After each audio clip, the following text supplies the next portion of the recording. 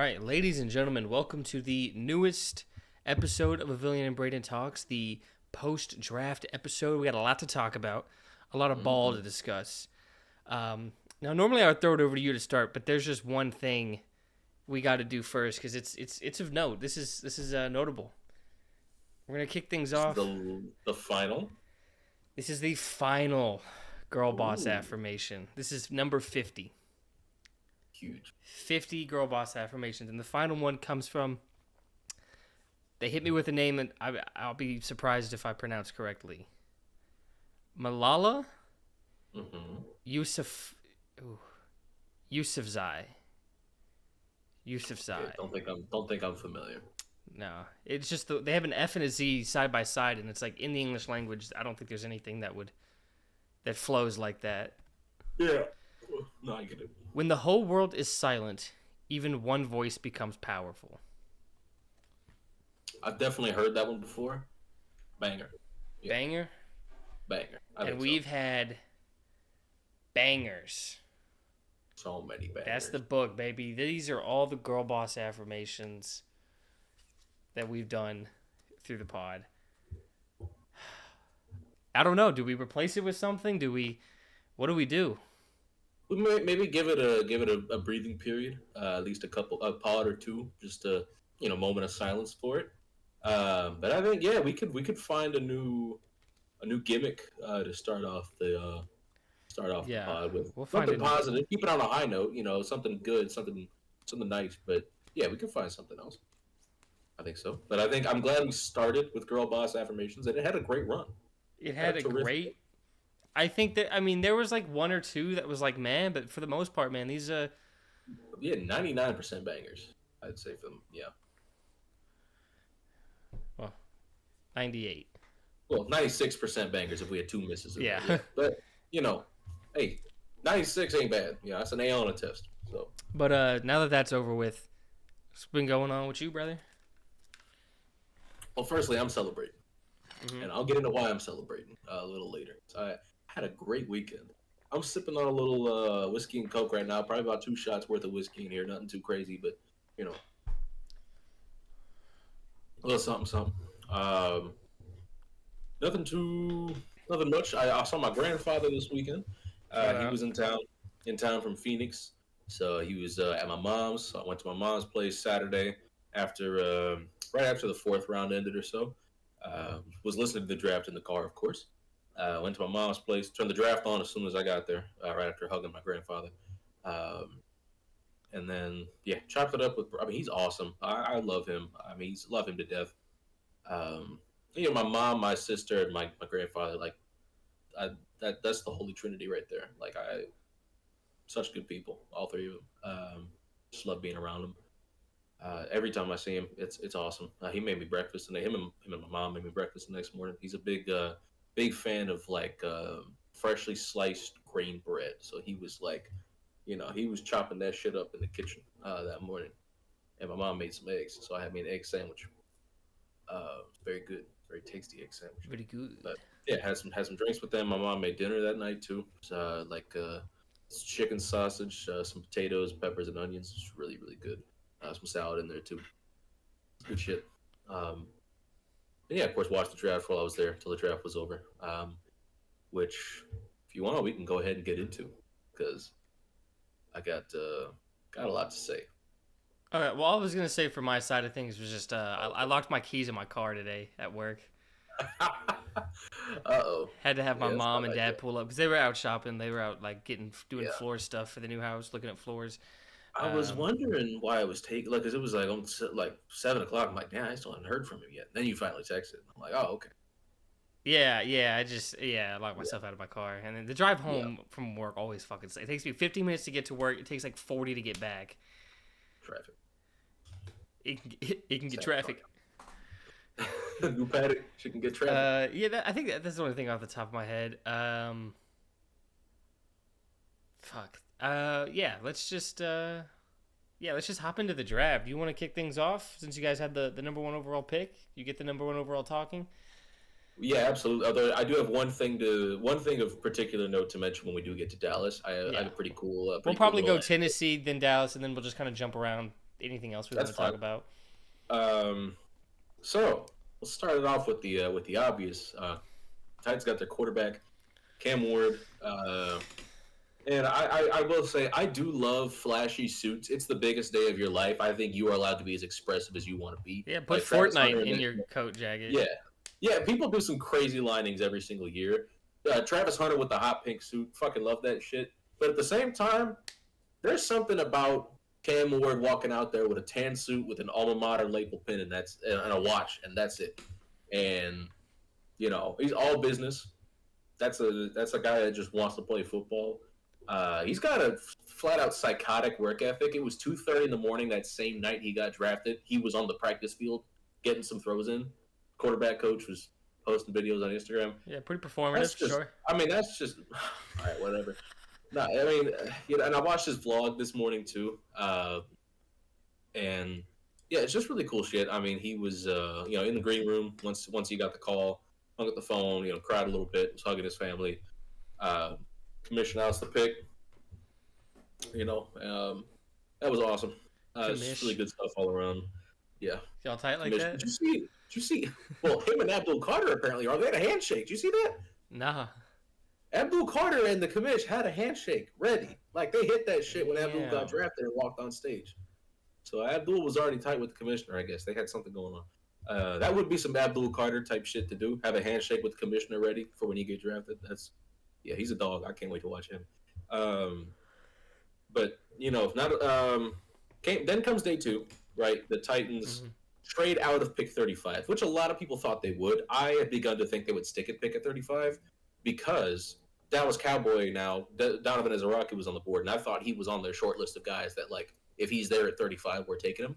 Because they had a list of guys that if they were available, they wouldn't trade out. And you know what? Well, they say that, but then they get an offer. Well, certainly. But I think one of those guys might have been Jaden Higgins, who the Texans took exactly one pick before. Jaden Higgins went 34th overall. And I know the Titans, from what I heard, the Titans were in on Jaden Higgins. So, I heard inconsistent information on that, but it's entirely possible that Higgins is who they wanted. And when they got sniped the pick before, they said, okay, let's field the calls. Seattle came out, took Nicky Menawari, who I loved. I mean, I know I've discussed him at length in a decent bit on this podcast, but so Titans move back. They get Femi Oladejo at pick 52.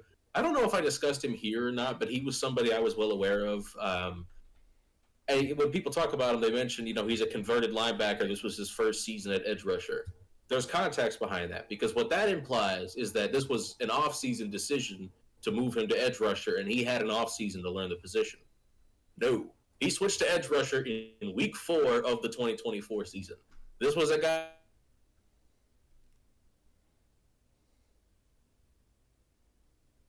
and had to learn how to play edge rusher on the fly over the course of the season. And in terms of production, I mean, he had one of the lower pass rush win rates of the... We are losing him. Something or other, pressure percentage or something along those lines.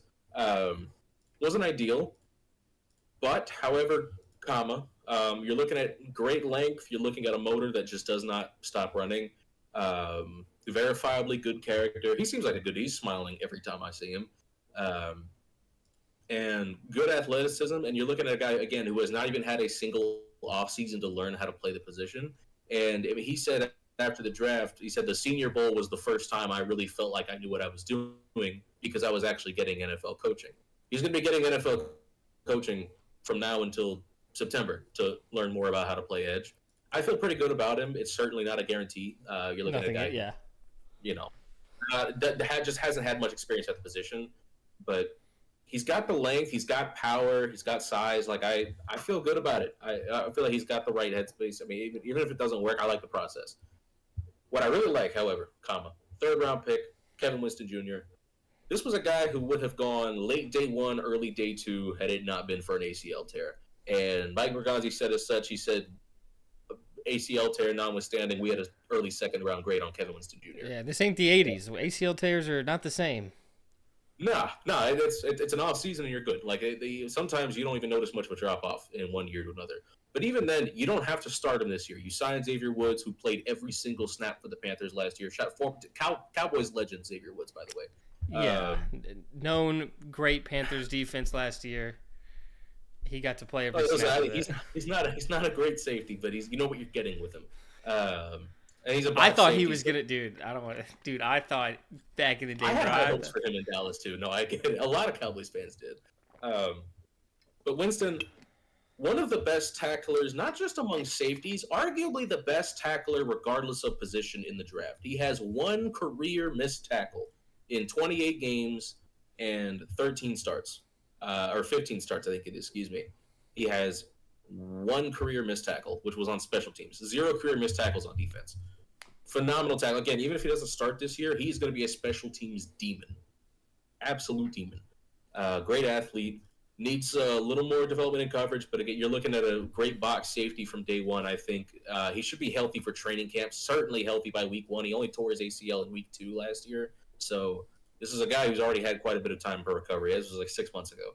So should be ready for training camp. All signs point upward. He's looking good. Cowboys and Titans both drafted a player coming off an ACL in the 3rd round, actually. Fun fact. We'll get to Revel later. I have some cool shit to say about Revel. 4th round, Titans tripled down on pass catchers. First pick of day 3 was Chim DK, who admittedly was probably the worst pick the Titans made. Not necessarily that it's a bad pick. I mean, you're still looking at a guy who's probably your starting returner, who has 4.3 speed and who runs a really nice deep crosser. So, worst case scenario, this is somebody who's playing special teams for you and maybe gets the occasional deep ball. Not the best value in the world, but you can certainly do worse. Next pick, however, Gunnar Helm. Mm-hmm. I fucking love Gunnar Helm. In the notes that I have here, it just says Gunnar Helm fucks. And one of my favorite things about Gunnar Helm, outside of him just catching everything, when Gunnar Helm was at the Combine and he ran his practice attempt for his 40, he twisted his ankle on his practice attempt and still chose to run the 40 after, on a twisted ankle. And it was a bad 40 time. It was like a 4.94 or some shit like that. People were like, what the fuck? Like, that didn't show up on tape. And he posted a picture of his ankle after running his 40. It was 30% increased in size, and it was completely purple. So, understandable. He probably just shouldn't have run on that.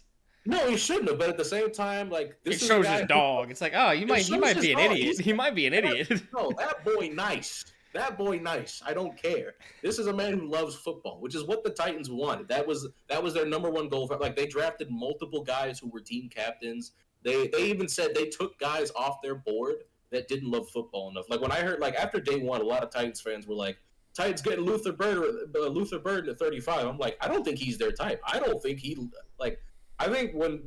they want a guy a slot who doesn't block. That's not a guy who loves football. A receiver who's not willing to get his hands dirty is not somebody who loves football. And speaking of receivers willing to get their hands dirty, you need to lick my balls, Io Manor, is a fucking road grader. And in fact, one of my biggest criticisms of the DK pick when it happened, I was like, yeah, you could have had Io Manor, though. Well, it doesn't fucking matter. They got Io Manor. They just got Io Manor. They traded up from 141 to 136. They drafted Alec Io Manor, who I had a day 2 grade on. I loved Alec Io Manor. Let his nuts hang on Travis Hunter back in 2023, who he will now be playing twice a year. Not that means much. I mean, Travis will get his lick back at some point, I'm sure. But regardless, I mean, you're looking at a guy who could potentially be your ex-receiver. Certainly will be fighting for that NWI role. Him and Bryce Oliver probably will battle for that in camp. I love it. I'm a big fan. Ran a 4.44. Has really nice ball skills. Needs to play a little more to his size sometimes, but I mean, he's got some insane highlight reel catches on tape. Just a dog. I love him. Love him to death. And a phenomenal run blocker. One of the best, probably the second best run blocking receiver in this class behind Trey Harris, who is now a Charger. But okay, 5th round, Jackson Slater played at Sacramento State. I dated a girl that went to Sacramento State. Irrelevant. Jackson Slater, however, not irrelevant. Developmental interior offensive line, good athleticism, not the best reach in the world, might be forced to play center rather than guard. But, I mean, you're still looking at a guy with good tape at Sac State, small competition, but he also played really well against much better opponents at the Senior Bowl, really held his own at the Senior Bowl. So I'm not really worried about him, and he doesn't have to start this year anyways. You're looking at, Kevin Zeitler, and maybe he's the Kevin Zeitler replacement after this year. Zeitler's 35 years old, only on 1 year deal. But if that's not the case, you're looking at probably at least a solid backup interior guy. That's totally fine with me.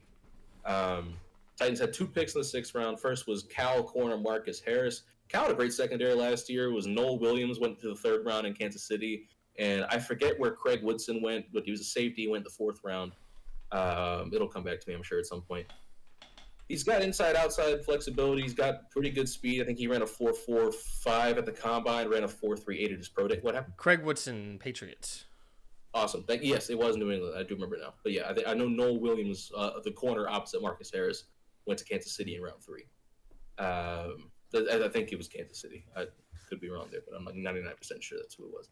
So I think they might have taken another, but I think it was. I don't know. Anywho, irrelevant. Irrelevant. Marcus, yeah, inside-outside flexibility, could play some special teams. Not a guy I really knew a ton about, because he was definitely the unsung hero of that Cal secondary, because Noel Williams and Woodson rightfully got all the attention. They were better football players. Titans' last pick in the 6th round, though, was somebody I actually had more or less want him and Jordan James, who was already, I think, went off the board in round 5.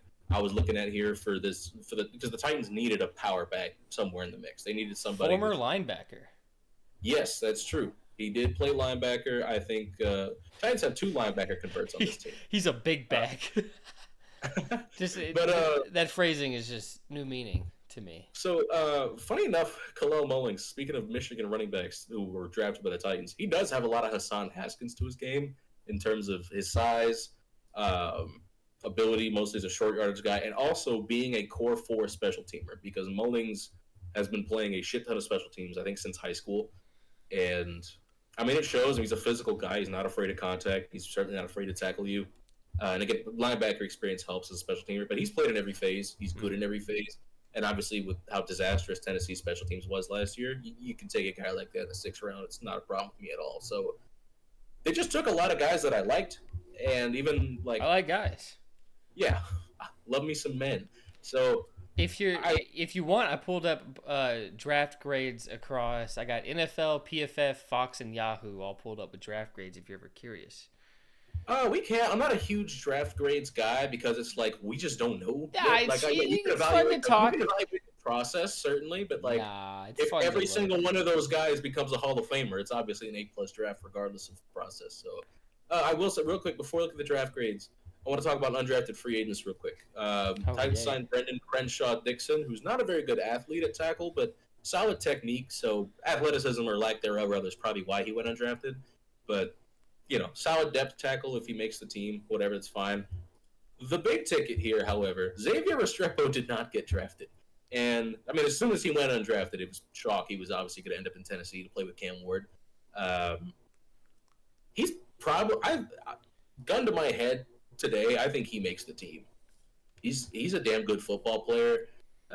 Not the fastest in the world, but even that, he ran the 4.8 at his pro day. He had a bum hamstring at the time. I think his actual speed's a lot closer to 4.6, which is what he said he was running in the 4.5s and 4.6s before he hurt his hamstring. So I think 4.6 is probably accurate to what he is. He's definitely a little slow. Like he's not a burner, but that doesn't matter. Frankly, like he's got the ability to get open. He doesn't separate with speed. He's a good route runner. He has good technique.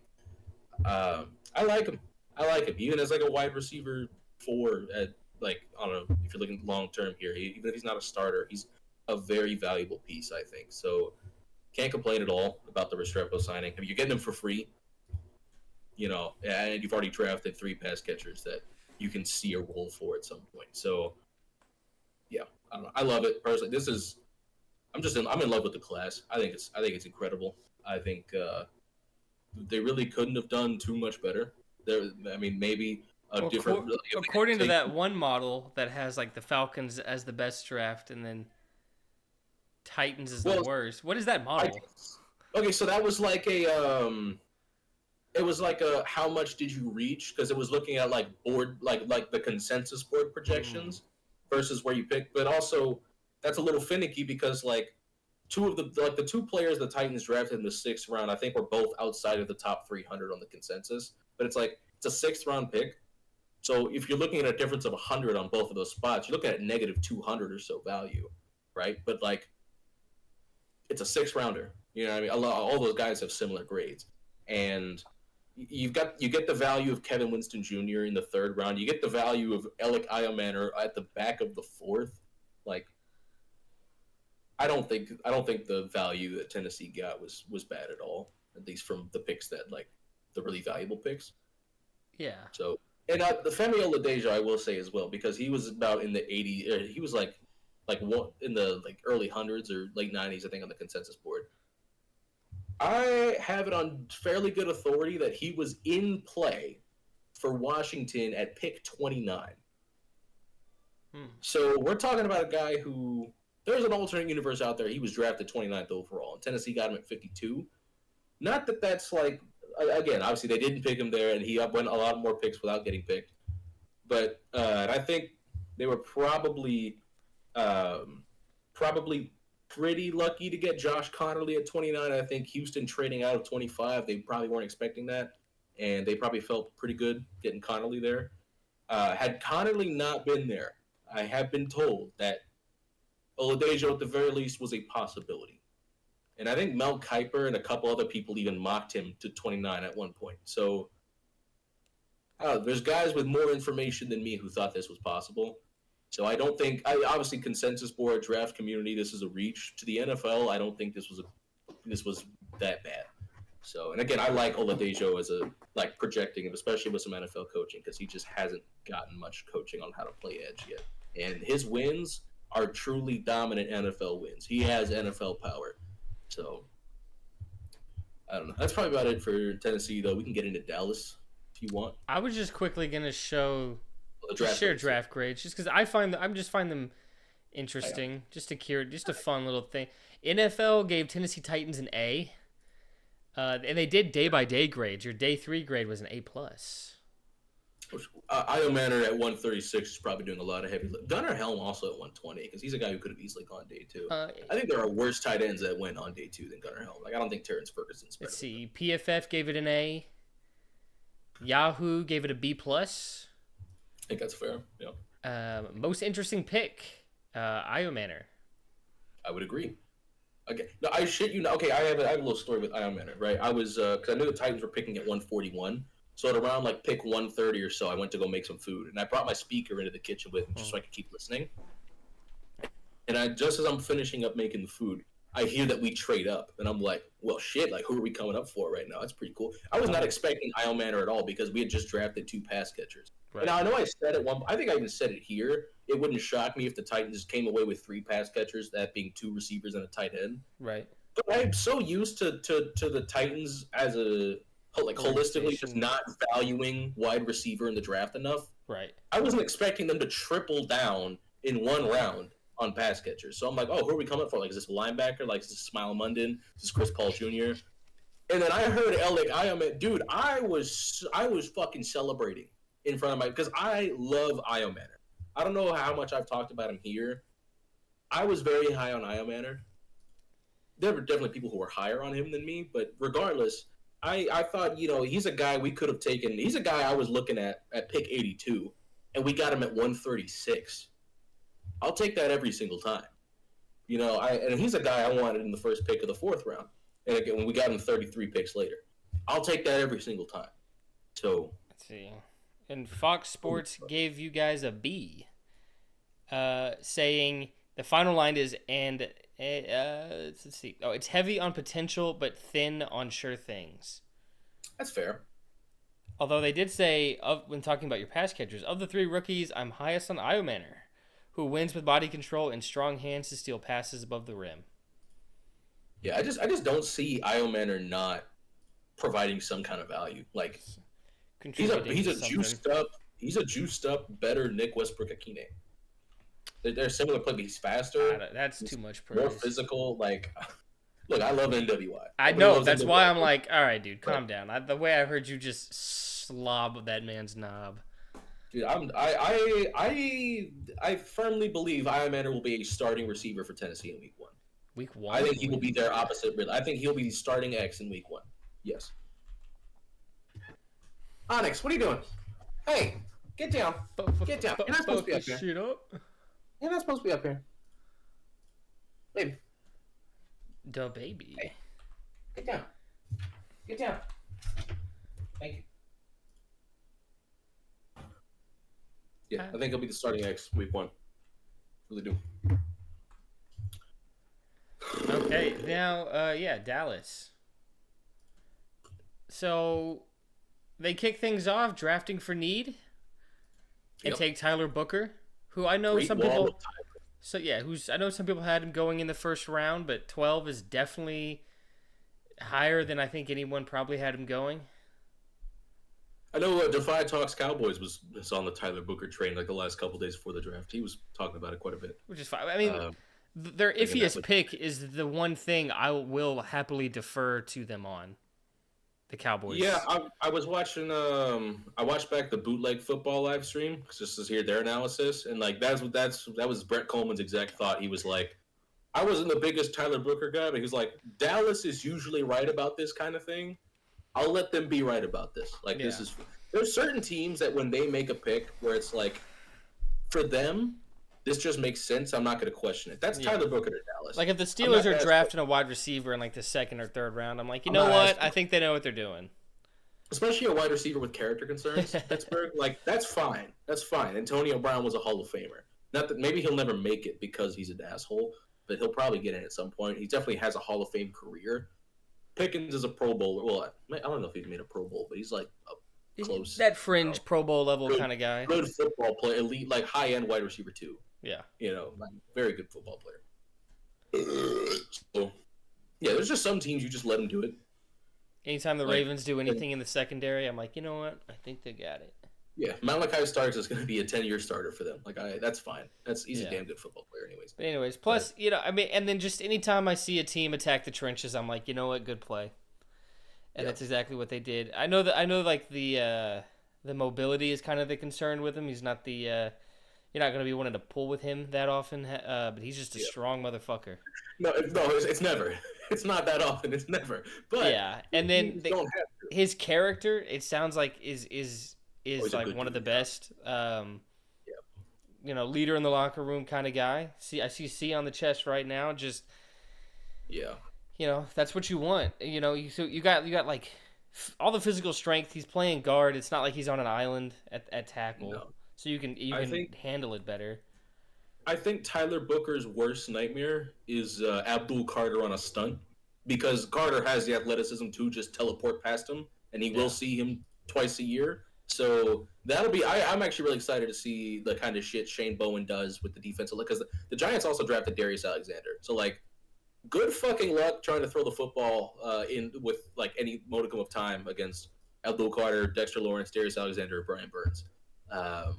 But yeah, I like the Tyler Booker pick. And again, he's going to live in a phone booth, but it's not like San Francisco drafted him. You know, he's not going to a wide zone team. He was never going to go to a wide zone team. No, like none of them would have had him on their board.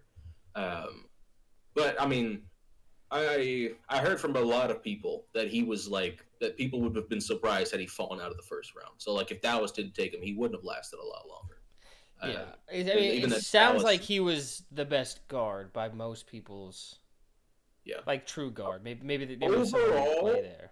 Overall, Zabel probably is more scheme proof. But if you're talking about like for what Dallas does, yeah, Tyler Booker, great pick. I don't mind it at all. Plus, you got 3 Tylers now. That's just cool as shit. And I know he had a rough rookie year, but left tackle is the hardest position to like, might be the hardest position to come in and play year one. He was raw coming in anyways. Like that was kind of expected. So going forward, just in terms of projecting going forward, I feel good about left tackle all the way to right guard. I don't love the right tackle spot right now. Don't hate it if that's our worst spot. I think we're in a good position. But then moving on, then we get Donovan Ezuraku. Love him. A guy that was mocked. You would see it pretty consistently in the first round. Yeah, later in the first, pretty often. I thought we would get him at 35. You guys got him 9 picks later.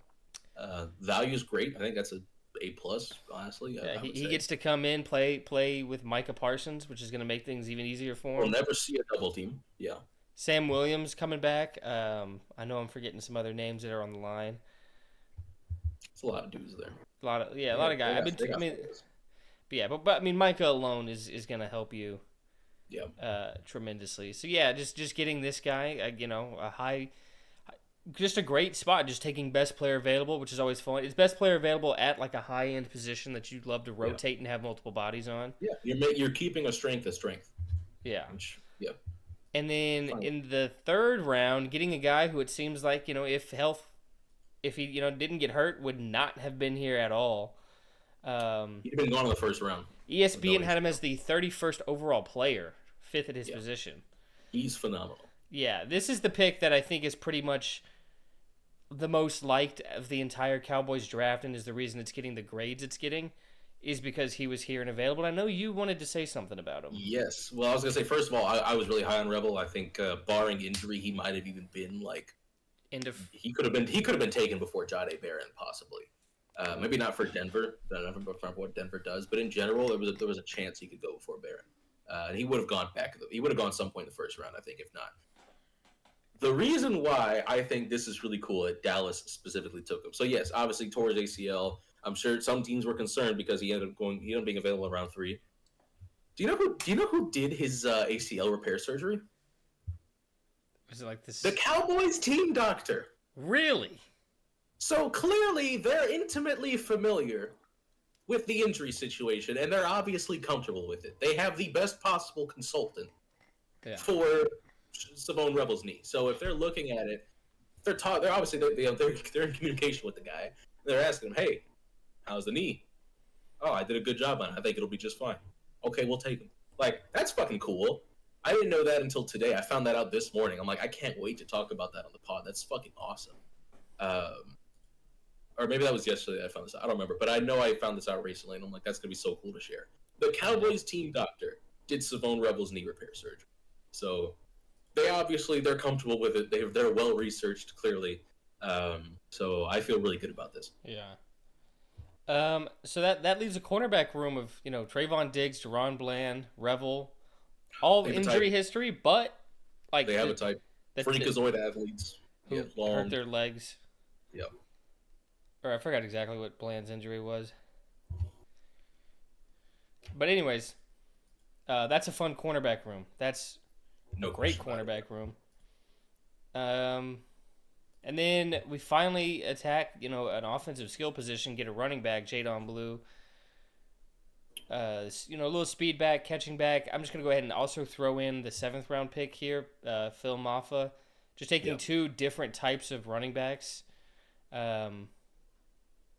which is fine. I mean, running back by committee, we're just not going to have like a number one guy. These two, Javonte Williams, who, man, I fucking loved Javonte Williams before he got hurt. Like, I love him coming out so much. Dude, I thought he was gonna be fucking like top 5 running back level guy. I really great rookie year too. Like, after rookie season, I was really excited about him. But one thing I'll say about Jaden Blue is that he was probably, like, when the Cowboys were drafting, he was, if not the last, he was one of the last remaining running backs that had like a legitimate starter upside. So it wouldn't shock me if, like, by mid-season he's taking like maybe majority reps, at the very least, like more than anybody else in the room. So I like him. I like him a lot. Phil Maffa, for where they got him to, totally fine value there. I think he could contribute. Yeah, like middle of the 7th round. Yeah, perfectly fine with that there. Take a swing. Yeah. But yeah, I like Jaden Blue. And then they took Shamar James, linebacker out of Florida. And then for some reason I thought they took 2 linebackers. They only took the one. They took 2 defensive tackles. Yes, that is the next. I'll go ahead and get to them. Then Jay Toya and hold on, where is it? Go away. Tommy Aking Bisotti. Maryland guy, right? Yes. Pack Maryland. The fucking shell, yes sir. I mean, D-line, especially the problems Cowboys have had on the interior. It's great to bodies. Get bodies, take shots, multiple shots. Jesus, these are. It's a good process. Yeah. Let's see. I'm just gonna quickly read. Obviously, nothing crazy considering where they went. But yeah, just taking bodies at a position that the Cowboys have just consistently struggled with.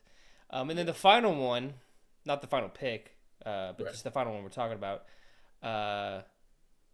Cornelius. What's his first name? Ajani? Ajani, I think. Ajani Cornelius. Yeah, the other Oregon tackle. I like Ajani Cornelius. Yeah, it just sounds like a developmental right tackle. Yeah, that's what I was going to point out. Tackle was the weakness. He could be the long term. Like, I like him a lot. Yeah, probably not this year, but next year, looking freak size, 6'5", 310. Mm-hmm. Let's see. He started 22 games at Rhode Island and 28 games at Oregon. Got experience. Covers enough ground with his kick step to take the edge away from speed rushers and can mirror when his footwork is sound in pass protection. Cornelius is effective getting into position and working up to the second level on zone runs. He keeps his head up and adjusts well in pass protection and in the run game. Sounds great, but yeah. Just let him develop. No rush. But yeah, if he can progress with his physical tools into being our right tackle of the future, that'd be huge. I get the Oregon tackles mixed up all the time because their last names are Connerly and Cornelius. Yeah. So I get them when I was talking about Washington taking Connerly in the first round, I kept wanting to say Cornelius. I'm like, no, it was a Cowboys. He was a Cowboy in like the fifth round. Which I thought he would have been taken earlier than that. Honestly, kind of a steal that they got him where they did. So, overall, I think Dallas did great. Especially one of the best day twos of any team in the league, getting Donald Izaraku and Savone Rebel. Yeah, those guys were the would have been back in the first round guys. I kind of just, when it comes to drafts, I weigh the first 2 days obviously so much heavier than the third day because I'm like, these guys. It's like for the third day, it's like I really hope they can play special teams. Yeah. But just seeing like, okay, number one need for me, like I definitely wanted offensive line. I said I wanted offensive line this whole time during the draft process, and then getting guard. You just lost a Hall of Famer. You take possibly, maybe at least for that team, the best guard in the draft. Makes sense. And 12 is high for most people, like taking a guard. But not for Jerry. I mean, that's just what he values, and that's in general, fair to value. Like, yes, I understand people have reservations about taking guards a little higher, taking running backs a little higher. The return on investment is a lot better for a really good player at not necessarily as valuable a position than a really bad player at a valuable position. It doesn't matter what the position of value. If you take a guy who sucks, the return on investment sucks. If you take a guy who's good, doesn't matter what the position is. You're drafting a damn good football player. My draft philosophy is biggest upgrade available, and whoever would have been playing now that Zach Martin's gone compared to Tyler Booker, and then you throw in value like that, and then on day two, just getting guys who some people, I feel like a lot of people had going like a round earlier than when you got them. Yeah. Huge. Two great players at valuable positions. Very valuable, like two top 5 value positions. Yeah, hard to be upset about that. Yeah, and especially just edge, just getting like an edge, a guy that like best player available. Anytime your edge room. Anytime you're the best player available as an edge, it's just like I don't care what the rest of your team looks like. Fucking take that guy. Unless it's like quarterback, like is the other thing on the table. Otherwise, take the fucking edge. The only better edge available than Izaraku was Mike Green, and like for obvious reasons, they shouldn't take Mike Green. I'm honestly a little surprised he went at 59 because once he made it out of the first, I thought he wasn't getting picked till day 3. Baby, get down. Goodness gracious. Well, the Ravens have a little history with zero tolerance policy. My ass. I mean, what the fuck? They play around with the naughty boys. Yeah, no kidding. They play around with the naughty boys. Yeah, Tucker's obviously got that. I think Roquan Smith had one allegation forever ago. I won't put too much stock in that. They must have looked into it. I mean, obviously they looked into it, but they must have felt. But I mean, they must have felt two of them at 2 separate times is just like you don't have a lot of plausible deniability there. And like, well, the problem with that is Eric DaCosta's press conference answer was a little weird because they asked him about it and he just said, "Oh, we're comfortable with it." Like, what is it, like you're comfortable with the fact that he sexually assaulted 2 people, or you're comfortable with the answer you got from him? Because a lot of teams took him off their board completely because they didn't like the way he answered the questions in their meeting. Right. So I would like, and nobody, unfortunately, none of the reporters asked him to elaborate on that, which is unfortunate. Um, Yeah. So there's no follow up to that. So we won't really know exactly what DaCosta meant by that, but I don't. And then, just quickly with the draft grades, the Cowboys got, I don't remember how many they gave out. I don't think that they gave out like 3 or 4, but got one of the few PFF A+ grades for the draft, which I think is makes sense. You get guard. I don't know how much like these sites factor in like trusting a team's opinion. You'd hope it would matter, especially for PFF, like because scheme fit, like the organizational history and developing the talent, that all matters. So I think that should go into a grade, certainly. Yeah, and then but then it's just like, okay, so they had like Ezraku was at 17 on the PFF big board. Yeah. So that's why that's such a big.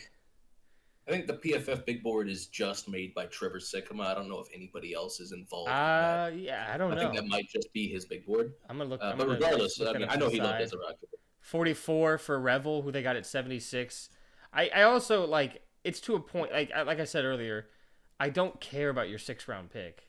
To other like in the grand scheme of things, like obviously it matters, but like, or like if you got a guy in the 7th round who should have gone in the 6th, like I don't care. Yeah. But yeah, so just. Oh, here's the big board for 2026. View thick. Why the fuck did they do that? Do you want to know something funny? Hold on, I want to share this real quick. When you go to the big board on PFF, okay, yeah. Go to it. The view, like the sizes that you can view in, are slim, medium, and thick, spelled with 2 C's. Incredible. This is not a serious company. That's some shit Trevor Sikkema would do. So I'm gonna turn my lamp on real quick. I'll be right back. Okay. Is he even? That's Trevor Simeon. That's not Trevor Sikkema. Sikkema. Oh fuck yeah, that guy. That is definitely something he would do. Yep. Should look up a picture of Trevor Sikkema. Well, because I was like, which one's that one again? And then I saw him, and I was like, yeah, that's the guy. Get down, baby. Anyways, get down. You are not supposed to be up here. And then the NFL website gave it an A-. Yeah. Yahoo gave it an A, with the most interesting pick being Tyler Booker, obviously. Definitely an interesting pick, certainly. Yeah. Regardless of how you slice it, because it's not best pick or worst pick; it's interesting. No. And then the Cowboys. Best pick's Rebel, I think, by a decent margin. And then Fox Sports is trying to be different. They gave it a B-. Whatever. While I liked the Cowboys' strategy to reinforce their offensive line and defense, they were surprisingly quiet on the playmaker front. 5th round running back Jadon Blue certainly has the element of straight line speed, but I believe Dallas really needs to upgrade its receiving core beyond CeeDee Lamb, which like is true, but if you don't see the value there, right, in the draft, you don't force it. Like you also can't fix every hole in the draft. When you have a lot of holes, like I understand Dak was hurt. If you're picking 12th overall, you probably have a few holes. Yeah, right? I was more concerned about the offensive line than playmakers. Like when I saw Matthew Golden, we could be getting at 12. I was like, I'd rather a tackle, or I'd rather something else. Yeah, good player, but certainly. But yeah, and then also it's like, because it's also like, well, there's other years, like you don't draft just with you shouldn't draft with just the next year in single focus. No, you're drafting for the future. You're drafting for the next 4, 5, whatever, 10 even. Like you're not draft like people got mad that Tennessee only took 1 edge. Dude, you're picking number 1 overall. You were the worst team in the league last year. You are not fixing every hole in one offseason. It's amazing Tennessee did what they did to fix the offensive line, get a young edge rusher in the room, get 4 young pass catchers in the room, get a future starter at safety, get the quarterback of the future. Like, that's a lot. That's a lot of dudes. Is the greatest safety prospect ever coming out next year? Caleb Downs, he's up there. Because I'm like, damn, number 1 overall player being a safety is crazy. I would be surprised. I mean, obviously we're 360 days away. I'd be surprised if Caleb Downs went number 1. Well, I think Big Board it's not it's not a He'll monster. be he'll probably be one on the consensus board in terms of like best football player. Yeah. Caleb Downs is that good. He's incredible. So Damn. we'll see. But then There's a couple of really good Clemson defensive linemen. They always have somebody. Yeah, the next two are both edges from Clemson: T.J. Parker and Peter Woods. Ruben Bain from Miami, another edge rusher, probably gonna be really good this year. Let's just do a quick 2026 preview because then it's Arch Manning at 4. I don't know that he's coming out next year. People are saying that. A lot of people are saying he might not. If you're projected 1 overall, I think you go. Well, it depends on how he plays this season. Yeah, of course. That's what I'm saying. Like that's the biggest thing. I mean, but if with NIL, he might stay. You never know. But I don't know. But I still think top end NFL money is gonna always be greater, and you'd be getting you'd cut the time shorter of getting to that. Gun to my head, if I had to pick who's going first overall next year, I'm going to say Lenore Sellers. Number 5, Cade Klubnik. Maybe, yeah. 6, Caden Proctor. 7, Jeremiah Love. Yep. 8, I love Jeremiah. Jermod McCoy. Yes, sir. Yes, sir. He's one of the best corners in the league. The only receiver who got the better of him was Jeremiah Smith, and that doesn't count because it's Jeremiah Smith. So, let's see. Just for quarterbacks, we got Drew Aller at 17 and Garrett Nussmeier at 18. Sam Levitt at 22. Yeah, they do this with quarterbacks every year. Nussmeier and Levitt are not first round. Aller will probably go higher than 17, and Nussmeier and Levitt are not going. Carson Beck at 32. He's not getting drafted. Or Beck fucking stinks. It's like we gotta stop playing this game with Carson Beck every year. I've seen Sellers talked about. I don't know if they have him on this board just That's at all. Insane. Because Sellers has an absolute piss missile of an arm. Oh, He's never mind. Very tight. He is on the board, but where is he? He's 56. Carson Beck at 32 and Lenore Sellers at 56. It's interesting because you're not the first person I've heard Lenore Sellers going that high off. I hate South Carolina. Lenore Sellers is going in the top 10 next year. Nothing's written in stone right now. Everything's written in sand, frankly. Sellers is going higher than Carson Beck. I will put $1 billion on that right now. Sellers is getting drafted before Carson Beck is. That's fucking ridiculous. Well, assuming Sellers declares next year, he's getting drafted before Beck. Beck is not getting drafted. Beck's not sniffing first round. It's not fucking happening. Yeah, Miami quarterbacks never do well. No, I've never seen a Miami quarterback go first overall. I'm not about to buy one of them jerseys next payday either. I still got to get a Paige Beckers jersey. You know, I almost hesitate because the Titans are almost certainly getting new uniforms next year, and they're going to be like Oilers inspired, from what Warren Moon was saying. So it's like, if we're getting Oilers blue as our primary color, do I really want to buy the Cam Ward jersey now and not next year when he's going to be wearing that shit? Like, I don't know. Yeah, wait off. I would hold off if you think a jersey of that. I could just get both of them. Just get both of them. Do a little jersey shirt. Get a little jersey shirt to start. Yeah, I'll do a shirt for Ward this year, and then if we get the updated uniforms next year, I'll buy the jersey next year. That's probably a good idea.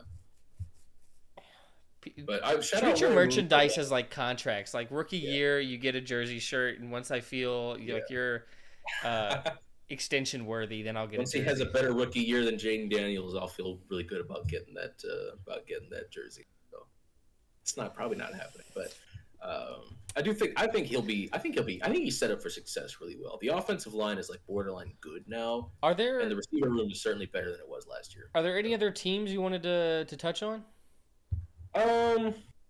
Arizona, pretty cool, man. Like, Walter Nolan, Will Johnson. I love those. We mocked to him in the first round, but I mean, especially for Walter, like them signing Calais Campbell was probably an indicator that they were looking pretty hard at Nolan. Because the number one thing with Nolan was the maturity. Like 6 schools in 7 years. I mean, you'd know that. You're an A&M fan. He left A&M. All throughout high school, he was at a different high school every single year. He's from Knoxville, if I'm not mistaken. Shout out Knoxville. But Nolan, 6 schools in 7 years. Buyer beware there. If you want a guy to help get him right mentally, Calais Campbell is the best possible guy to have him. So, I mean, they're going to be in every meeting together. You know, he's going to teach him the tricks of the trade defensively. And it's just an incredible veteran presence to have. best possible mentor for Walter Nolan, and the talent is there. Walter Nolan is a phenomenal football player. And they get Will Johnson, Jordan Birch. Jordan Birch is another great player. I like what they've done with the D line in general because pass rush has been a huge problem for them. And then last year it wasn't really their fault. Who got hurt? BJ Ojolari. I don't think Darius Robinson played a whole lot either. Who they drafted in the back of the first round. So they'll get help from guys that they didn't have last year, plus the influx from this. Yeah. Arizona, we I'm ready to get hurt again. I know we said it last year, I'm ready to get hurt again. You, bro, look, Marvin Harrison Jr. is going to play better. They still got Michael Wilson. They still got Trey. Bro, this is the year. This is the year. I'm telling you. It's time. Playoffs. It's gonna happen. Because this time you see them attack like just their glaring weakness a bunch. Yeah. This is it. I like Falcons. Just the first round. The double dip strap, which I called when we were on live. The value of the trade is crazy. Yeah.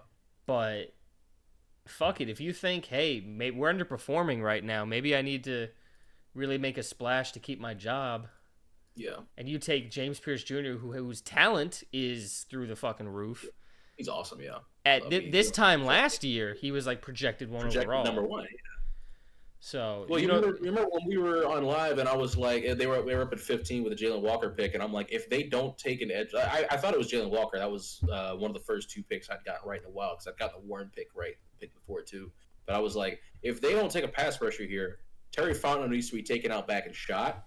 I think me saying that scared him so bad that not only did he take Jalen Walker at 15, he had to trade back into the first round to get the guy that played at my favorite school at edge to make sure that he's like, look, man, I did the thing. Like, it's okay. And, I mean, he's right. He did the thing. I mean, Walker and Pierce are both great football players. So, Pierce has the allegedly worst character report in the draft. I think that's horse shit. You're telling Mike Green's in the same draft last year. Pierce has the worst character report, whatever. Isaiah Bond, too, hasn't even gotten signed yet. You're telling me James Pierce has the worst character report. Well, I don't know how these character reports really mean. Like this, I like just kind of a shithead, from what I can tell, that's somewhat verifiable. Like, I don't not believe that he's kind of a shithead. I just think it's probably a little overblown. And then you're getting Jalen Walker, who's allegedly like a saint from everything. Not literally, obviously, he's a division rival, but like just a super nice dude from everything I hear. Just an absolute like the exact kind of guy you want in the locker room. So you're drafting, if you're gonna draft James Pierce, Jalen Walker is like the perfect other guy to have to where it's like, okay, yeah, we drafted the shithead, and we drafted the guy who's like the opposite of the shithead. We show that we value the opposite more since we took him first. Yes. But we still value what Pierce brings because we traded him next year's first to get him. Sure. And you're probably thinking if you're Atlanta, like if we suck this year, we're getting fired anyways. Yeah, it's not our first round pick. So let's try to win right now. And which they should. They should be building around this team right now. And I like the process. I think full year. I'm ready to get hurt again by Atlanta again. Carolina getting Tedero McMillan in the first round, then double dipping a edge rusher on day 2. I definitely think the Cowboys would have taken Tet if he was available. That's what it sounds like. But double dipping at Ed, like they took Nick Scorton at 51. Great value for Scorton at that point. It was ridiculous he was still on the board, frankly. I know he was like, the first round talks had dissipated completely by the time we got to the draft. Like I figured he was going round 2, but I thought he'd go a little earlier than that. 51's great value for Scorton. He's a good football player. For sure. Especially if you're getting Purdue Nick Scorton, who was like just a legitimately great, because probably for some reason does not want to rush the passer. They had no interest in actually letting them rush. And they made him, I think they made him gain a bunch of weight at Texas A&M. They made him fat. Yeah, he was like 280, 285. So I think he'll slim back down, be the player he was did, I think, at the combine. He was like 265 or something. So he's already slimmed down. And like I think 257 right here on ESPN. So awesome. He's going to be more Purdue Nick Scorton. Which is great. That's what you're hoping for, because Purdue Nick Scorton was a dog. And he was still good at A&M. They just made him do different shit than they should have. And they also got Trevor Etienne. We did talk about them probably taking a running back because Jonathan Brooks just cannot stay. Brooks might be Swiss cheese at this point. But if not, like you all of a sudden have just this like a great trio of running backs. Yeah, absolutely, no question about it. And I like Etienne. I think he's probably at this point, maybe even a better football player than his brother. Travis is probably going to get traded because the Jags drafted Bayshore. Rico Dowdle as running back 4 after being running back 1 in Dallas. Whatever. Have some fun with it. Like Chuba Hubbard, Rico Dowdle, Jonathan Brooks, and Trevor Etienne. That is a great room right there. Somebody's going to emerge as the dude. So, or even the committee there is going to be really nice. So you've got options. The top wide receivers suddenly look a lot better now that McMillan's in the room because Thielman's still in the slot. Because that also pushes everybody down one, right, and it just makes everything better. You still got a role for Jalen Coker. Obviously, Leggett, you're hoping for a big year too. I do think McMillan will be their best receiver this year. Probably, I think, I think he's that good. I love McMillan. I like the top of the Bears. Just getting. I wish they had done better later. I really didn't like what they did day 2, day 3. Like I don't care. Loveland and Burden with Ben Johnson drawing up some magic. I'm not a huge fan of Burden to the Bears. I don't love it. Ben Johnson says he wants a wide receiver. I trust him. He's not. He individually isn't going to be putting up eye-popping numbers, but just being a piece of that offense and what it allows just everybody to do. Yeah, coming in being wide receiver 3. I just wish they'd done more at running back. Like, of course. They also drafted Shamar Turner while Darius Alexander was still on the board. Obviously, that remains to be seen how that'll play out. Maybe Shamar Turner will be Aaron Donald, but I think that's inexcusable. Frankly, Darius Alexander's still a much better football player. But yeah, there's a few better defensive linemen on the board than Shamar Turner. Like that's just not like the Chiefs took Omar Norman Lott like a pick later. I think who is a phenomenal football player. So I really like the trade back and taking of that. I like. Well, I'm talking about something different now. Okay. Because I'm pivoting to the Browns, not because of this draft, although I really like Mason Graham. Building up capital next year when it's whether they can get off to I can't remember exactly when they can get off to Sean, but it's either feasible then or 1 year closer to being feasible and being able to position yourself to actually you take shots at quarterback this year in the draft because it's always wanted to take one. I think ownership said you need to take Shedeur right now because they did not look happy in that war room when they drafted Shedeur Sanders. No. Nobody had a smile on their face. No, but if you look at every other pick in the draft, everybody's always celebrating. Nobody was celebrating in Cleveland's war room. Yeah, it was just the most fucking. That was an ownership decision because I think even maybe the reason they drafted Gabriel was to say, "Oh, we already took a quarterback. We can't take Shedeur." Like maybe, I don't know. But I mean, like I said, I like that they're taking shots at quarterback because I think it's a position you just if you don't have a top 5 guy, just keep taking shots on. It's gonna be a hilarious battle. Throw in Joe Flacco and Kenny Pickett. Yeah. But it's gonna be funny. Shit. You take those shots because it's always important to, but you set yourself up to have even better chances of getting a top guy next year. Yeah. So I like that. While being able to get back and get like a top 3, top 5 player in the draft overall already. Yeah, still a damn good football player, Mason Graham. I do think like there is something to be said about like it does kind of suck that you're trading out of getting Travis Hunter because it's Travis Hunter. But at the same time, again, you're loading up on another pick in what will be probably just a better draft class in general next year in terms of the talent pool. And let's face it, Cleveland's probably not going to be very good this year. So your pick's probably going to be pretty high. Jacksonville is not going to be terrible, I don't think. I think they're definitely going to be better than they were last year. I don't know how good that's going to be, though. I think the entire AFC South got markedly better. Like, all 4 teams got a good bit better. So, that's but then, if they all got better and they're all still playing each other... It's still a dogfight, yeah. It's a dogfight, and it's like... We'll see how Jacksonville fares in that dogfight. We'll see. I think Indy's Trevor Lawrence is healthy the whole year? They'll probably play pretty well. I think so. I think he'll do well. Offensive line got better. He's got more pieces around. Like Travis Hunter and Brian Thomas Jr. is a great wide receiver. He can do way worse than that. So sensational. And then you look at Indy. Their quarterbacks are Anthony Richardson and Daniel Jones. So whoa, and Riley Leonard.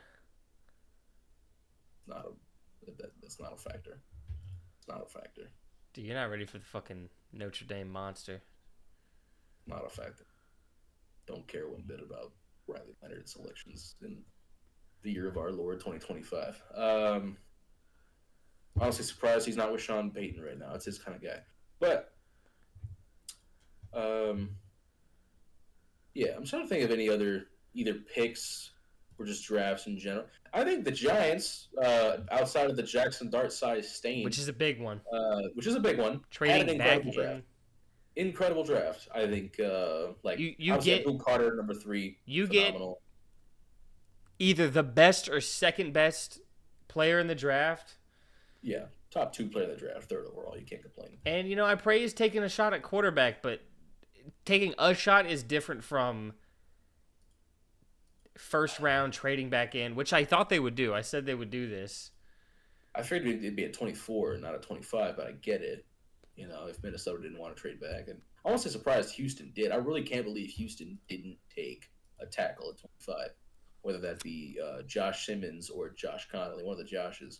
But I thought for sure that was a lock. No, they were comfortable taking Ariante Ursary, who might even be better as a guard. So I don't know. I don't know. I think they took a tackle a little later too. The Giants also got Cam Skattebo. Yeah, they did. Darius Alexander. Yeah, Darius Alexander at the top of the 3rd is insane. I can't believe he was there. Skattebo top of the 4th is probably right about where I thought he would go. Good pick, good complimentary piece of Tyrone Tracy. They can both catch passes too, so you could do something fun with that. I don't know, but yeah, I like the Skattebo pick. I like a lot of what the Giants did. I just don't like Jackson Dart. You can't sell me on Jackson Dart. It's just not gonna happen. All right, let's take a look. All right, I'm gonna go through each quarterback. Yeah. That was drafted, and you tell me if you think they start at least one game this season. All right. Cam Ward. No. Yes, I've had all of them. I'll just go ahead and say 17 games. Yeah, he's week 1 start. All right. Following injury, he's playing 17 games. Jackson Dart. At least week 17. Yeah. Or week 18, excuse me. He's playing minimum at least one game. Russell Wilson and Jameis Winston are not keeping your rookie first rounder off the field all season. So he'll play a game. Tyler Shook. Knowing his injury history, not 17, but he will be the week 1 starter. Yes. You think week 1? Who? Because Carr's hurt. Who's? Because who else is there? You're talking about fucking Spencer Rattler and Jake Hayner. Right. It does not move me. It's Tyler Shough. Okay. Wow. Week 1 starter. Unless Rattler takes a huge jump this offseason, Tyler Shuck's their week 1 starter. They took him 40th overall. It's not like they don't believe in him. Yeah. I think he's the week 1 starter. Jalen Milroe starts. Starts because packages almost certain. They'll get them on the field somehow because it'll be fun. Yeah. Starts. I think Darnold would have to miss a game due to injury, or if they got the number 1 seed. If they have the West clinched up, or if some kind of playoff implication to where either they won the division but can't go any further this season. Anything that would involve them resting their starters. Yeah. In week 17, or a Sam Darnold injury would be the only scenarios where I see Milroe starting a game. He will get on the field in some capacity. Yes. Whether that be put him in a quarter, give him a couple plays, or even put him in the fucking backfield if you want to. He's fast enough. I don't figure it out. But will they get him on the field? Yeah, I think so. I can't wait to watch him in the preseason. That'll be fun. Dylan Gabriel. Oh, sorry. Yes. Yeah. Somehow. Yeah. I don't buy again. This was not a front office that wanted Shador, and I don't think Joe Flacco and Kenny Pickett are good enough to keep Gabriel off the field all season long. Dude, somebody said that the Browns should take the baseball approach and have a starter, a reliever, and a closer. Yeah, do some pitching with them. Fuck it. You're not going to be good next year anyways. Have some fun. Dylan Gabriel's the starter, have Kenny Pickett come in as the reliever, and Joe Flacco is closing. Yeah, I think all 4 of them will start at least one game. I'll go ahead and say that now. We're back to that era of the Browns. Just they had Baker Mayfield for a season and a half, and then we're back to the carousel. Yeah. Which this is the most fun dysfunctional quarterback. Not even mentioning Deshaun Watson, who won't. That's why it gets to be fun while he's away. Yeah, even with Watson's away, and then you've got Joe Flacco, Kenny Pickett, Dylan Gabriel, and Shedeur Sanders. And then you answer the next one, obviously, in this conversation. Nightmare. You think Shedeur plays? All right. At least one. Kyle McCord, Eagles. Week 18 resting scenario. Yeah, is a good shot. There's a very good shot he plays. Who's their quarterback 2 right now? Well, it was Pickett last year. I don't know who it is right now, but it's going to be McCord by week 18. I'll tell you that right now. It's good enough. Here's the fun one. Here's a fun one to talk about, given this team's quarterback situation. Will Howard. God, I almost want to say yes. Did you see his reaction to getting drafted? No. But so he was actually begging for Pittsburgh to take it. Like, he was watching the TV. Which makes sense, because right now, come on, pick me. Like, at that point in the draft, where else does he have a chance of starting? Well, and everybody had Will Howard going to Pittsburgh. Like, once Shedeur, like once he made it past 21, they're like, they're probably not in on Shedeur. So everybody was like, at some point they're drafting Will Howard. Like, that was kind of a given because he's their type. Like, physically, he's 6'4", 245, whatever. Like, that's Ben Roethlisberger. That's their kind of guy. Yeah. So, but he knew it. And he's like, I get to throw to Metcalf and Pickens. Yeah. When he got the phone call, like, as soon as he hung up, he was just bawling into his mom's shoulder. Like, that shit's awesome. Like, I know I texted you guys about it, but, like, there's just something really fucking cool about watching guys get the call. Like, I love watching the Cowboys players. That will never not move me. This is Jerry Jones. Yeah, especially my team's players, but even other, like, that will never not bring me to tears. Because you're thinking about, like, how much sacrifice they put in, how much sacrifice their family had to put in. This is a decade and a half to 2 decades for some of these guys. For Tyler Shuck, it's 2 decades. He's 26 years old. But you're looking at like a decade and a half's worth of work plus for all of these guys. For most of these guys, anyways. Most of these guys have been playing football since they were kids. And how much has had to go into this moment of them, their NFL dreams coming true. Yeah, you can't help but not feel for them, and that, like, they're letting it all out, and it makes perfect sense. And Riley Leonard, Notre Dame, at the Colts. I wouldn't say yes because he will definitely be QB3. Not impossible. I'm gonna lean no, but it will that's the one I feel the least confident in. Okay, Graham Mertz. Womp. To the Texans. Nope. Well, that offensive line's not very good. If C.J. Stroud gets obliterated, yeah, maybe we see Mertz start a game. Cam Miller. Probably not. I think Gino with a much better offensive line will play all 17 games. Agreed. Have you seen how much better of a thrower Gino is in a dome, by the way? No. It's nuts. His stats are way better when he's in a covered environment, and he's playing half the season in the dome. Perfect. So, also, I like the Raiders. I would love to see a wild card Raiders team. Jack Besh, wonderful receiver. I love Jack Besh. Like, that's a great fit for them. And plus, they double-dipped that offensive line in the 3rd round. Like, they got Charles Grant, and they got, I forget which interior guy they took. But, like, I love it. I don't know. You're looking at, especially, like running back raises the ceiling of your room. Running back raises the floor of your room. Offensive line raises. Well, no, fuck it, I got it backwards. Excuse me. I think it's offensive line raises the floor of your running back room. Yeah. Running back raises the ceiling. Yeah. They upgraded both in this draft. Mm-hmm. And you've got Geno Smith instead of going from Aiden O'Connell and Gardner Minshew to Geno Smith is gonna be fucking whiplash for Brock Bowers, dude. It's gonna be so fun. Oh my god, that's gonna be. Trey Tucker too. Myers. I'm sure he's still involved.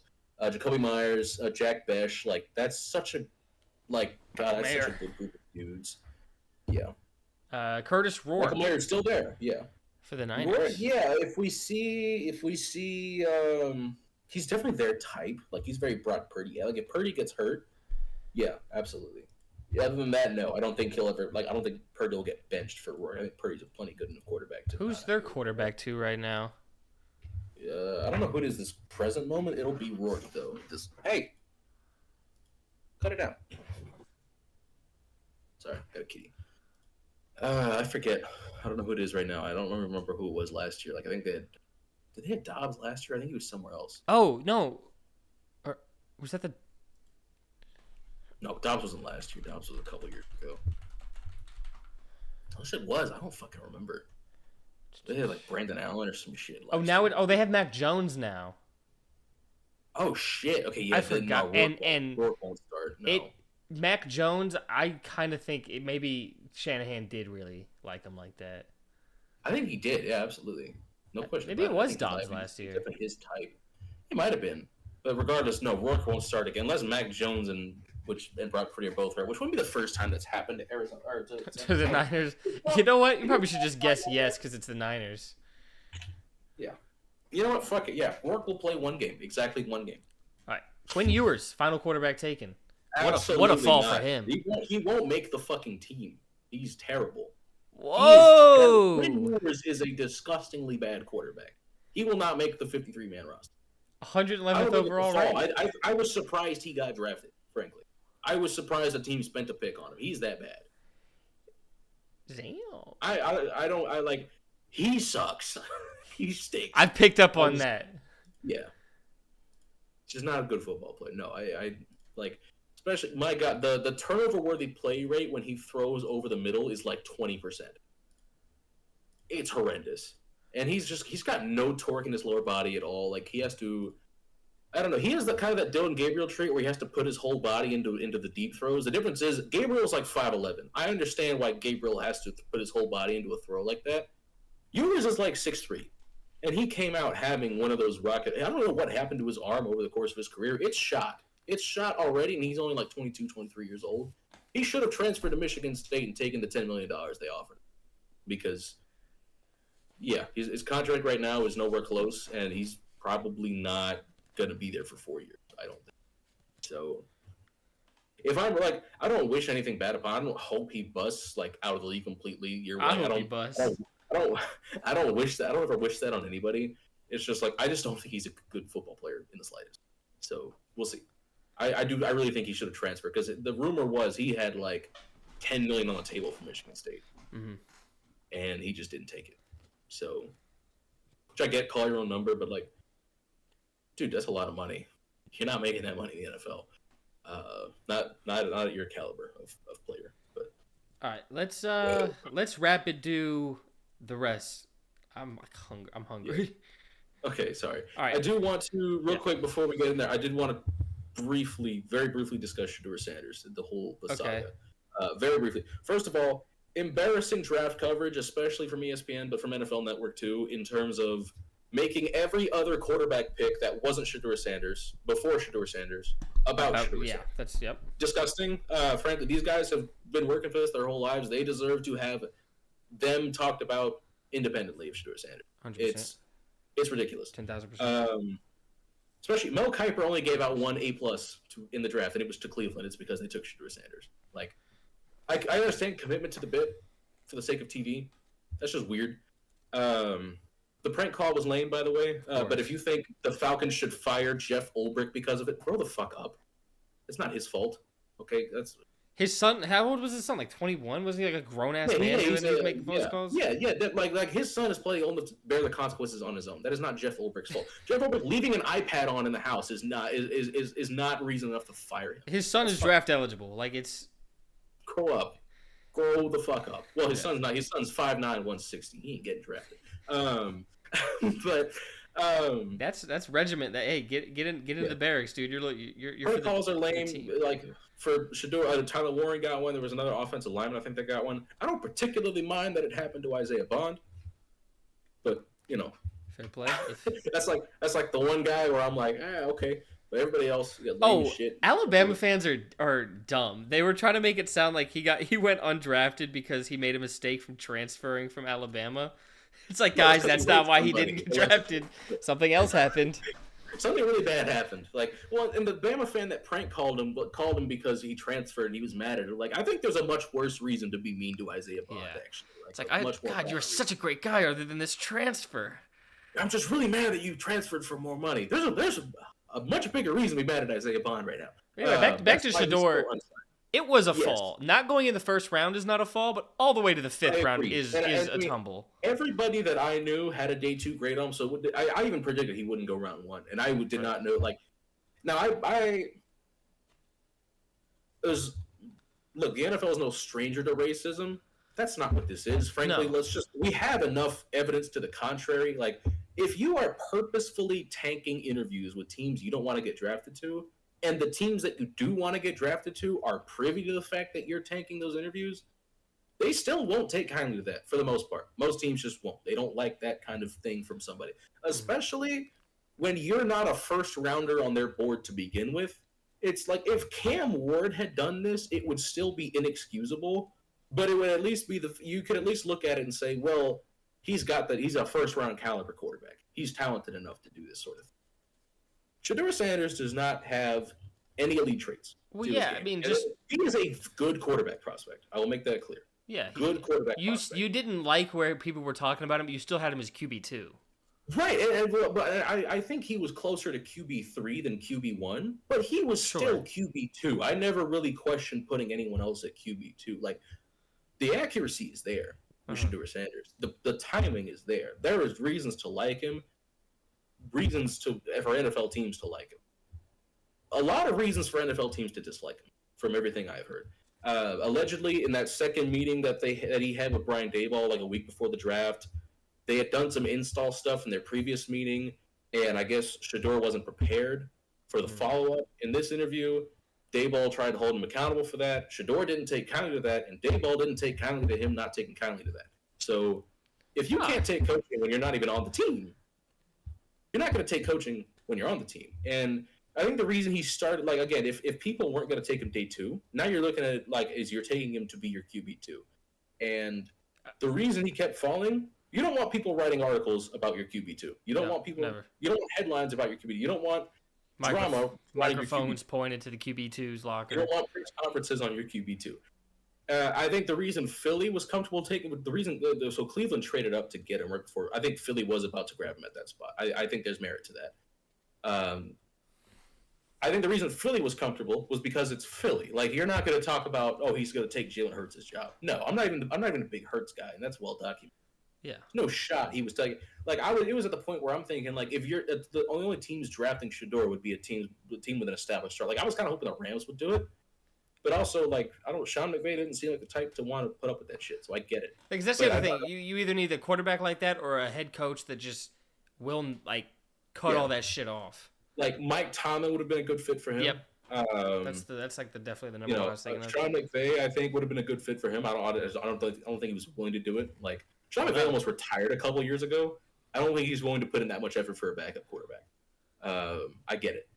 And, like, there's a few other destinations, but in general, like, the options started wearing thin. I think the only reason Cleveland took him was because ownership was like, hey, I kind of want him. You guys should go get him. So I get, and Philly, of course, good destination because there's no question about who the starter is. Yeah, so Jalen Hurts just won a Super Bowl and played his best stretch of football to get them there and to win it. Mm-hmm. But anyways, terrible draft coverage. I think Mel Kiper especially ought to be ashamed of himself. Dude, it's fucking Mel Kiper. Like, that's just who he is. Yes, okay, but even on NFL Network, like, and I love the NFL Network crew. I love Rich Eisen. I love Daniel Jeremiah. Even Charles Davis, like him quite a lot. But we're talking about, like, the next 10 picks, they were just talking about Shedeur Sanders. Talk about the guys getting drafted. I don't care that you don't feel like you have enough time because it's day 3. It is what it is. He went day 3. It is what it is. 10 minutes on a 5th-round quarterback. There's other guys getting drafted. Their families have waited his entire life for this moment. Let them have that moment. It's fucking ridiculous. But, and God, I hope this never happens again. I hope we never see a saga like this again where the entirety of the pre-draft narratives, even during the college football season narratives, and especially during the draft, it's just all about one guy who doesn't even go on the first 2 days. That should never happen again. That's fucking ridiculous. But we can move on. Let's get to the. We don't even have to do wavelength this week. I know sometimes we skip it. We can make this a week where we skip it if you want. Let's just do one question wavelengths. Fuck it. Let's do it. Let's do it. I'm so down. But let's do the icebreaker. First. Well, all right. Speed through. Bungee jumping or hot air balloon? Hot air balloon. Bungee jumping would be way too scary for me. Fuck it. I love them both. I would never bungee jump. They'd both be scary. Deep. For me. Anonymously donate $1 million to charity or to a stranger? Charity. You feel more comfortable about? As long as I vet the charity first, yeah. Yeah, of course, yeah. I can't vet a stranger. I can vet a charity. Also, $1 million can do a lot for a lot of people instead of just like one guy. That's a weird. Right, that's kind of a distributed properly. That can do a lot for Deeper. Is there anything your significant other's family does that you do not agree with? We don't really talk much about each other's family in that specific of like I don't know anything that they do like really. Like you talk about. I don't like how whiny Dirk is sometimes. I think he needs to be nicer to you and understand that you're a busy man. Yeah. Oh man, trying to record couch gaming, like the Yeah, gameplay, he loses it because there's also another person in this room, and yeah, he really freaks yeah, out. yeah. So I think your cats need to stop chewing on stuff, I and agree. No and pee on the bed either. jumping on stuff they shouldn't. Yeah, jumping up on my desk for the 80 billionth I think time. the number No one food. phrase in this whole pod has been Bowie. Bowie, what are you doing? It is at least once an episode thing. Not today so far. He's been laying on the bed this entire time. I see him right there. He's been All right. It's been Onyx today. She's been misbehaving. Sorry, one question wavelength. So I'm gonna close my eyes. You're gonna throw a number. I'm gonna ask one single question. All right, numbers up. We're good. Okay. Give me a team's draft. Ooh, interesting. Okay. Fuck, Bengals. Bengals. Okay. They got Shamar Stewart. They needed that. They got a third guard in the third round, one in the fifth. You like them attacking the offensive line given their woes. Linebackers, a running back. This feels like a middle of the pack draft. I really like Shamar Stewart though, so I'll still go higher up on one. I'll say 6. I'm gonna go with 6. Final answer. Okay. It Yeah. was 2. I think this is one of the worst drafts any team had. Whoa. Not because of Stewart in general. Stewart's a fine pick. Like I don't like the process. The process makes sense. We'll see how he develops as a true pass rusher. He just didn't produce at all. It's not all his fault. Whatever.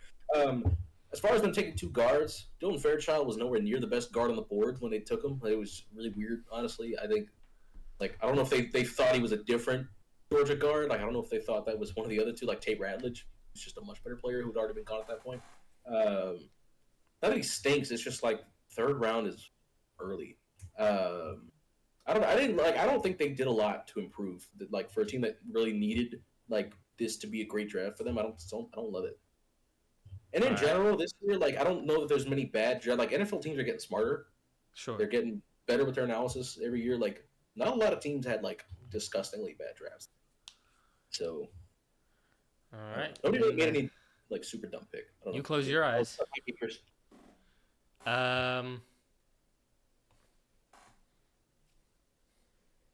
Okay, a number has been shown. Give me a rookie quarterback. Like in this upcoming year? Well, yeah. Okay. I didn't know if you meant an all-time rookie quarterback season. No. Okay, then this upcoming year? Yeah. Well, this is that's tough because That's fine. Well, draft is tough too. It's there's huge gaps in the tiers. That's fine. You can account for it a little bit. You can take value into account of where they're take that into accountability. Yeah. I'll go with Will Howard. Oh, that's a 7. Fine, let's lock it in. Okay, it was 9, but it's because to me it's Cam Ward is the 10, and then I don't know, 9 to me would have been Jalen Milroe because he was 92 overall. I wouldn't have. No. I don't know. Well, because I think Will Howard could come in and start and play and be a serviceable starter for the Steelers this year. Fair enough. Okay. Sure. I think he's the only quarterback that I outside of Cam Ward where I'm he might start the whole year and play relatively well enough. I don't see that for anyone else. Just well enough to make sure they don't have a losing season again. Yeah, just to beat 9-8. Yeah. Or 8-1. Fuck it. Whatever. Plus, I just like him. Yeah. I love the build. I think he's shown he could win with Ohio State. 6th round is shocking. I don't get why he wasn't in that next tier of quarterbacks. Quarterbacks are just weird. You don't see we didn't see a single one go day 2 last year. There wasn't a single quarterback pick between pick 12 and pick 170 or whatever it was. Right. You just don't we don't see as many. There's becoming a much bigger gap between this guy is an immediate starter and this guy's either a project or backup. The day 2 quarterbacks dying out. This year we saw a decent number. Yeah. This will probably be we saw 3 day 2. Well, the Kenny Pickett year was Kenny Pickett, and then it was nothing in the second round, and then in the third round. Desmond Ritter, Malik Willis, and Matt Corral in the third round, right? Yeah. But last year it was the 6 quarterbacks round 1, nothing round 2, nothing round 3, nothing round 4, and then Spencer Rattler and I think another dude in round 5. But either way, I think we are seeing the day 2 quarterback archetype slowly start to fizzle out. I'm gonna miss my Drew Locks. Shout out Drew Lock. Tyler Shough is like the last of a dying breed. It's like, yeah, take him at 40 overall. Like that's a route where Drew Lock went, I think. So yeah, but different vibe though. Definitely. Shook is 6'5".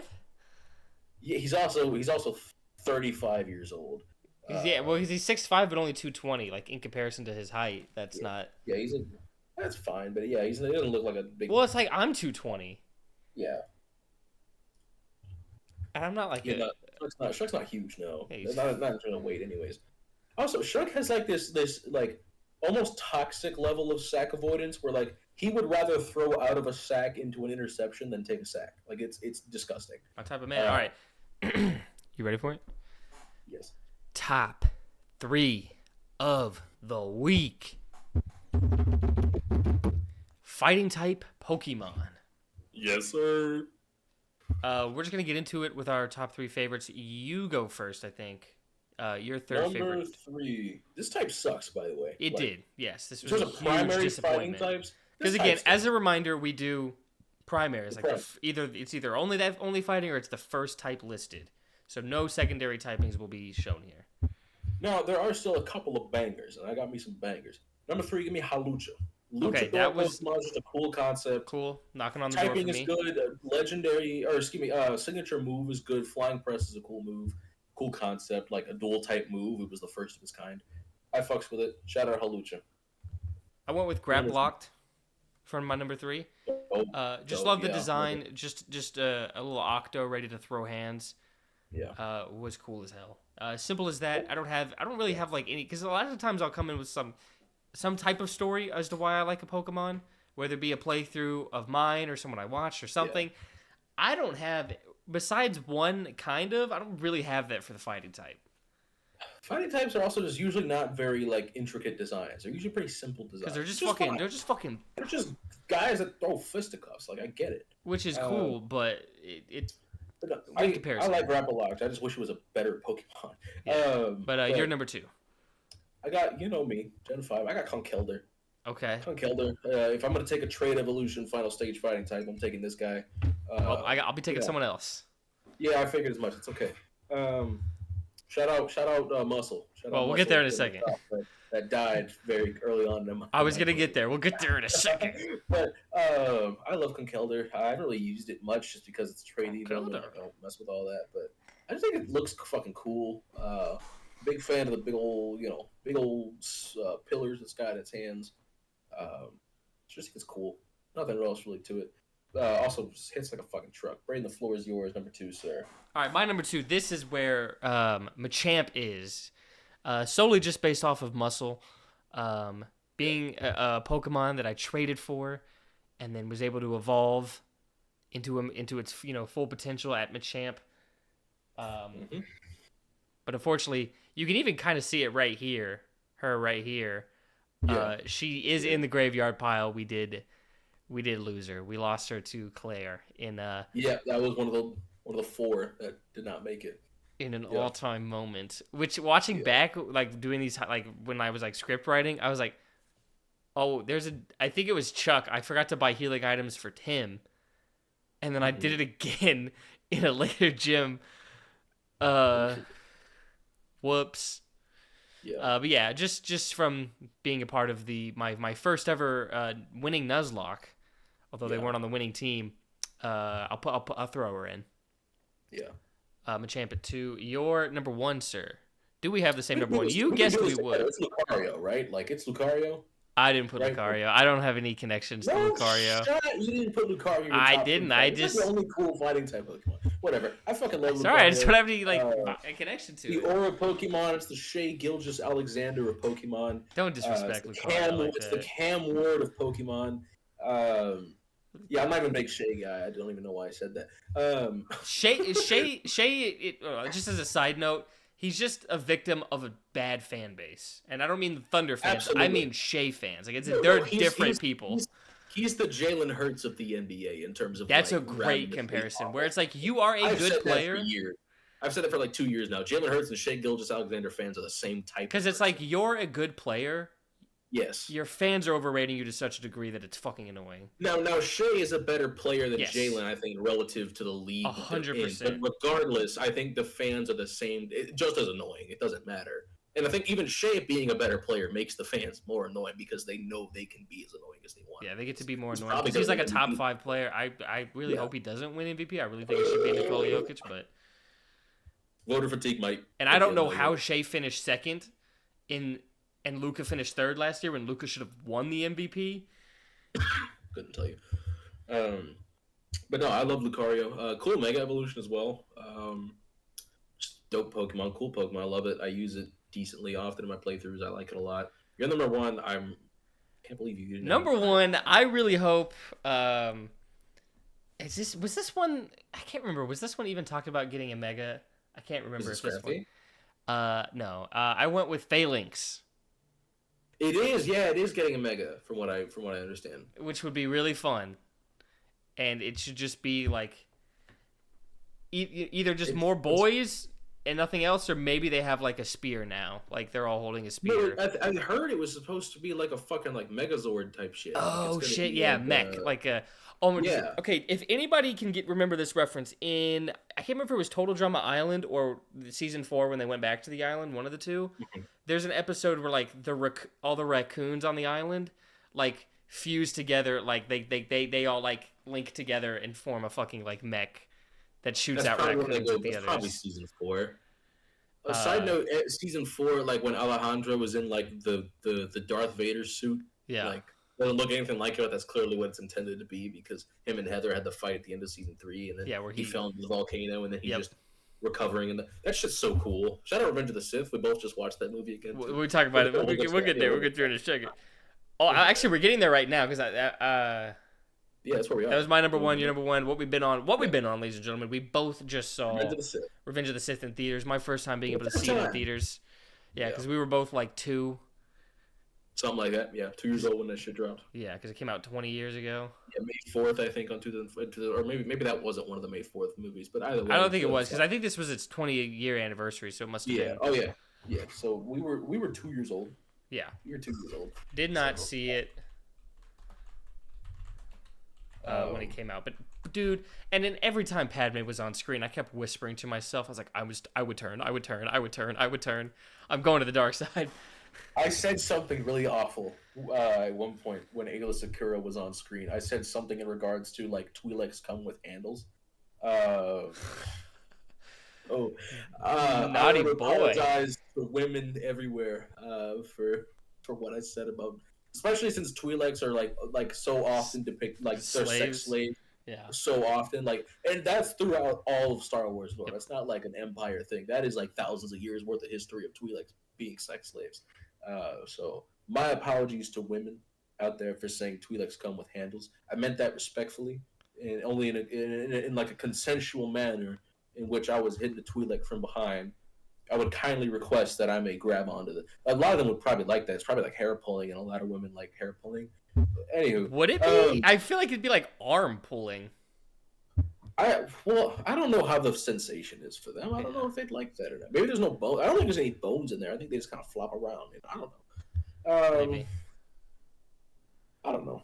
Anyway, it's Sakura. Yeah, shout out. But oh my god, I was in the theater with a couple of friends of mine and like a bunch of friends of my friends. So it was like a rented out theater. It was actually cheaper than we all pulled the money together. So it was actually cheaper than regular tickets because of how many of us were there.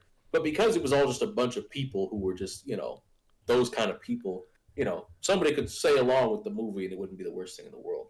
Or like we could crack jokes at it and be fine, right? Because you're not in a theater full of a bunch of people you don't know. But the Mustafar scene when Anakin and Padme are arguing and then it just cuts to Obi-Wan just standing there. Yeah. Dog erupted into laughter.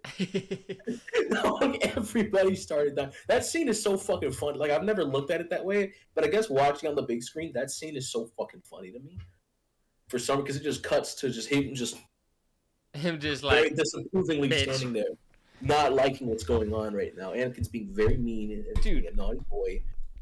Also, insane meme whiplash. Every fucking scene is just like, oh fuck. Prequel memes are everywhere for those with eyes to see them, man. I'm telling you. It's But, just insane. This whole operation was your idea, and it's like, yeah, that was big for like 3 months. And every time when one would hit, I would just silently just in my chair, just like, yeah. Every time I heard a meme, like, have you ever heard of the tragedy of Darth Plagueis the Wise? I'm like, you've been watching Andor too, right? No. Did you watch the first trip? Oh fuck! Have you watched season 1? No. Oh shit! You haven't watched. I've heard it's like one of, if not the best Star Wars projects ever. But I'm just like, I really just have like, I've been losing the love for so much stuff in my life. I've been losing the love for sports. I've been losing the love for Star Wars. Andor will help you get it back, bro. I'm telling you. Andor is peak television. Not just as a Star Wars show. I've heard that. That's what everyone says. People that don't like Star Wars like Andor. It's so good. I've heard that. I know. I'll just throw in something real quick because this is like not a spoiler for anybody who isn't as terminally Star Wars obsessed as I am.